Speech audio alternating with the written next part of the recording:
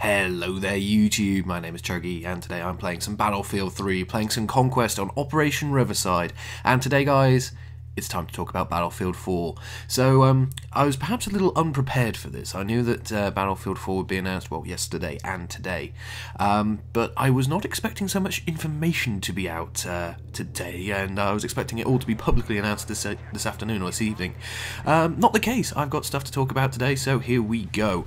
Before I talk about Battlefield 4 though, what are you about to see here in this gameplay? Well, some Conquest on Operation Riverside, and it's a pretty nice game. I won't spoil what happens in it, but I'm using this to prove a few points I want to see changed for Battlefield 4. A couple biggies, but I'll get to that, I guess, in a bit. So let's talk about Battlefield 4, what has been shown off, and what to expect. Well, first of all, there is a 17-minute long single-player trailer from what presumably is the campaign. Fishing in Boku is the sort of title of it, and it's a small little excerpt from the single player. And the first thing I'll say about it is graphics plus. Now, I'm looking at myself playing here on the PS3, admittedly, yes, console, peasant, whatever. You look at the graphics shown off in Battlefield 4 and you go, wow, I think it looks nicer than Crysis 3. It really is taking things up a notch, and I'll try and cut in a few screenshots and things here and there. It really does look gorgeous. I mean, you look at the characters' faces, for instance, and you can really see the emotion that they're experiencing. For example, I will spoil the trailer. The point where I want to say Blackburn, but no, that's the protagonist of Battlefield 3 story. But when one of the characters has to have their leg cut off because it's trapped under the rubble from the building site, you kind of just see the look of, do I have to do this, and all this kind of stuff in the squad mates' faces, and it's quite something which takes you back. So yeah, that's the graphically and well, the way they've set the scene anyway for the story looks pretty damn awesome. Now let's talk again, I guess, a little bit more about the story. So Russians, it's always with the Russians, it seems. It looks like the Russians are going to be the main antagonists again in the game, much like they were towards, well, in part, Battlefield 3 single player campaign. And the interesting thing though at this point is we're in China. So right at the end of the trailer there is a little bit of audio conversation between two people, and they sort of say, so this confirms that the Russians are loyal to the Chinese. So evidently we might be doing a little bit more globe-trotting than, say, Battlefield 3 single player, which was predominantly set in Iran. The place where the trailer takes place is in Uzbekistan, I think, having sort of been reading on the internet, what people's impressions and things are and what they can make out from the trailer. So not necessarily all in China, but by the looks of it, there were some sort of cutaways, some screens of Shanghai in particular. So who knows where we're going? A little bit of a globe-trotting adventure, perhaps. So that'll be interesting. The other thing to take note of is, I'm not sure if this is a good or a bad thing, but look at the subtle similarities between Medal of Honor Warfighter and this. I saw several times while the trailer was playing, just little things, just, for example, pulling out, I think it's the Sabu Super shotgun, as like a secondary weapon, a la the Specialist in Medal of Honor Warfire multiplayer, for instance, the grenade launcher, just the way some of the animations worked out. It reminded me a lot of Warfighter. Now, that to me isn't necessarily a bad thing. I really enjoyed playing Medal of Honor Warfighter. It was a really nice game. It just was rushed and, I guess, lacked support a bit. So hopefully this is just a case that DICE have picked up some of the features and some of the feature set of Warfighter, and they're just going to integrate it into their own Battlefield experience. So the one, I guess, emotion I'm feeling right now, having seen all the content of the various, the trailers and the screenshots and everything else, is I got a very similar feeling to, I guess, how I felt when I first saw Battlefield 3 gameplay, having played Bad Company a lot, or Bad Company 2, I should say, a lot. It's sort of similar, but at the same time it looks just that little bit different, which makes me go, is this going to be a Battlefield experience? Is this going to be something a little bit extra, a little bit different? Who knows? So yeah, the trailer is well worth a watch. There'll be a link on the screen now if you haven't seen it. I seriously recommend it. Incredibly cinematic, and as I've said, just the little things have blown me away. Now, other things to talk about Battlefield 4 about. So first of all, it will be supposedly running on Frostbite 3.0, no Frostbite 2, which is interesting because I believe DICE at one point they said that only a third or so of Frostbite 2's potential usage or power had been tapped by Battlefield 3. So interesting that they've gone a whole new, I don't know, version up. I'm not quite sure what that would entail, what feature sets and things they've improved. But having said that, watching the trailer, it does look gorgeous. So evidently they have been doing a lot of work in the background. For example, one thing I noticed, clouds. Clouds, I think it's volumetric is the term. They actually look like they've got density and volume. Whereas, say, look at the environment here on Operation Riverside. The clouds are painted on the skybox. So again, just little things giving the scene a little bit of 3D tangible depth and all this kind of stuff, which, small little things make the bigger picture quite pretty, I don't know. But yeah, there's just so much to really look at in the trailer.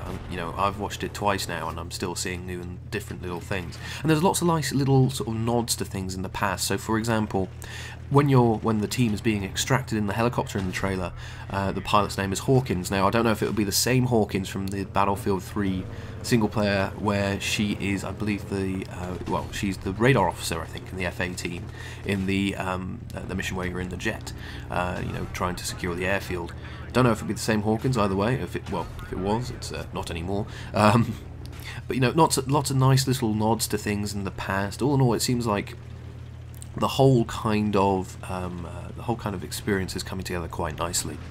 So in all, it seems like that DICE are bringing new features in with the previous almost lore now and feature set to try and make, I guess, a bit more of a rounded experience. Now, there are loads of new little things, as I've kind of mentioned, to pick up on. For instance, another thing which is just I've just thought of is at some points during the trailer, sort of, your squad is all together, and when your character spots people, there's a little new animation. There seems to be an acknowledgement from your teammates. It almost seems like actually that the single player element of the game is becoming a bit more squad-like in terms of how you'd perhaps play Battlefield if you're playing the multiplayer.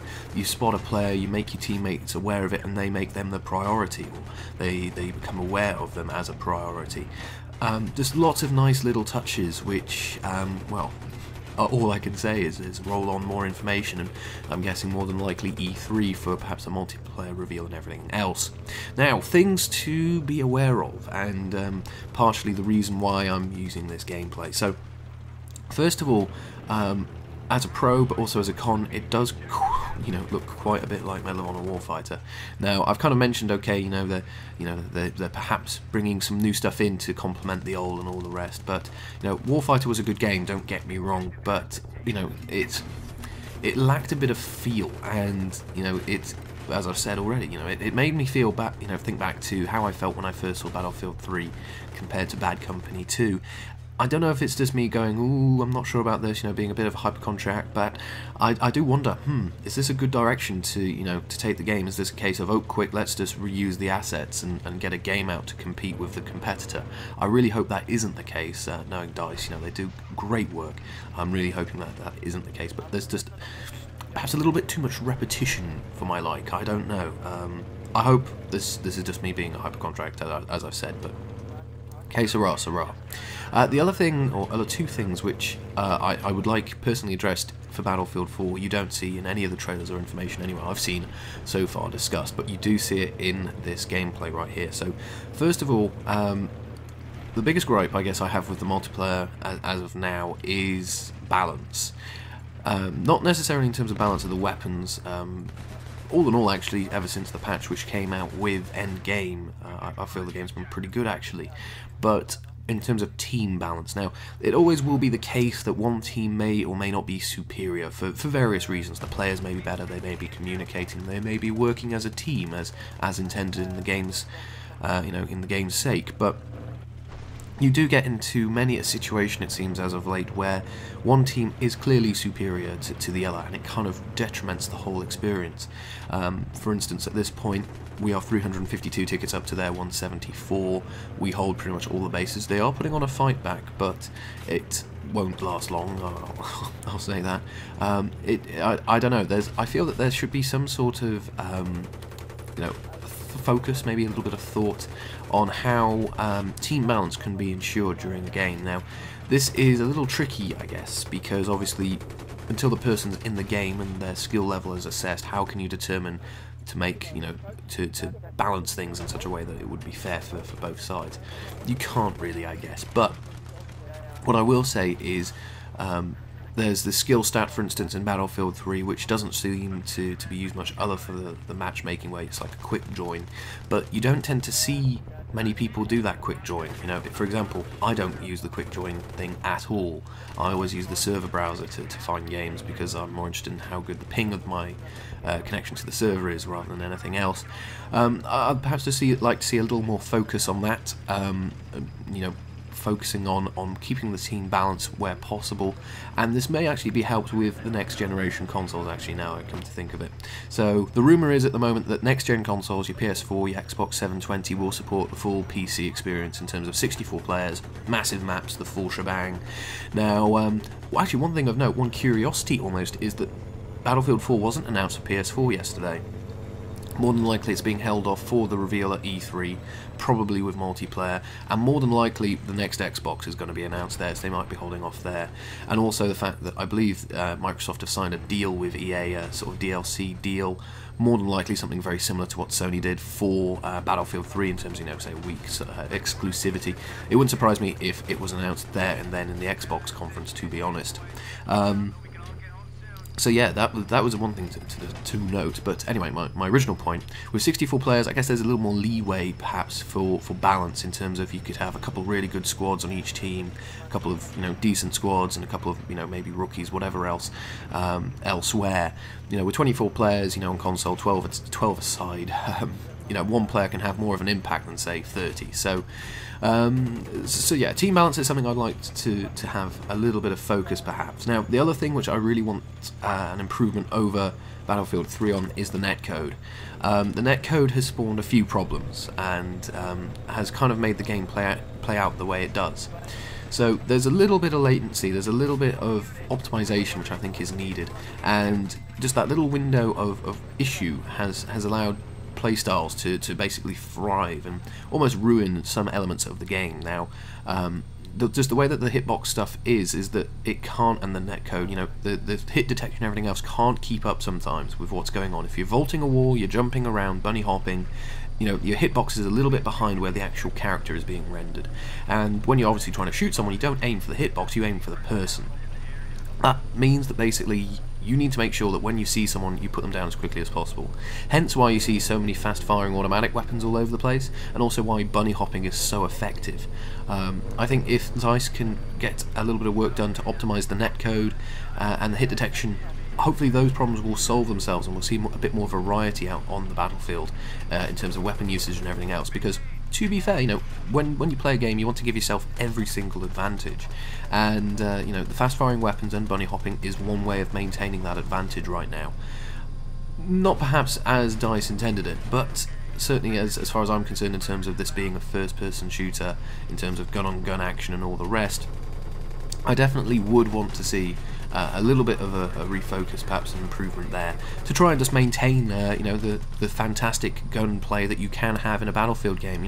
Battlefield is very unique out there in the first-person shooter genre, in terms of you have these wonderful massive battles, you've got the awesome tactics, you've got moments you just wouldn't find anywhere else, just by the nature of what's going on around you, and that is what makes Battlefield Battlefield. Now, to sum up, Battlefield 4, we know frankly very little. But what we do know and what we have seen, I think, has been very impressive, especially given the time that the team has had post Battlefield 3, and of course developing the downloadable content for it.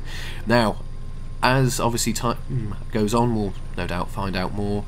The game is scheduled for release this year in fall, which is, I guess, towards the end of the year if you're not in the States. And all in all, the game is looking really, really good. I'm really looking forward to the multiplayer announce. More than likely that will be E3. We need another trailer, I guess, like Caspian Border, which really got the excitement going for Battlefield 3, and hopefully good times will be had then. But anyway, guys, I hope you've enjoyed this little sort of recap of what Battlefield 4 announce anyway has been. It's as I've already said, there's a lot of very exciting things there, graphically, in terms of the gameplay. There's also a few things to keep an eye out for, I think. But let's not become more hypocritical and this is going to be a failure just quite yet. DICE are amazing at making these games we love to play, and I have my full faith in them that they can produce yet another stonking Battlefield title. Anyway, with that, I better wrap this video up as the gameplay is coming to an end here. So, first of all, thank you so very much for watching, and again, I'll have links to the trailer, some screenshots, and well, the websites I've been looking at for this information in the description, as well as hopefully you've seen them on screen as the video's gone on. If you could leave a like, dislike, whatever you believe this video deserves, that'd be fantastic. If you have any comments on Battlefield 4, or if you've seen anything you'd like to share with everyone else, please feel free to do so. And if you're new to my videos and you want to see some more from myself, you can always subscribe. So guys, I've been Chuggy, thank you so very much for watching, and I'll see you next time, out on the battlefield.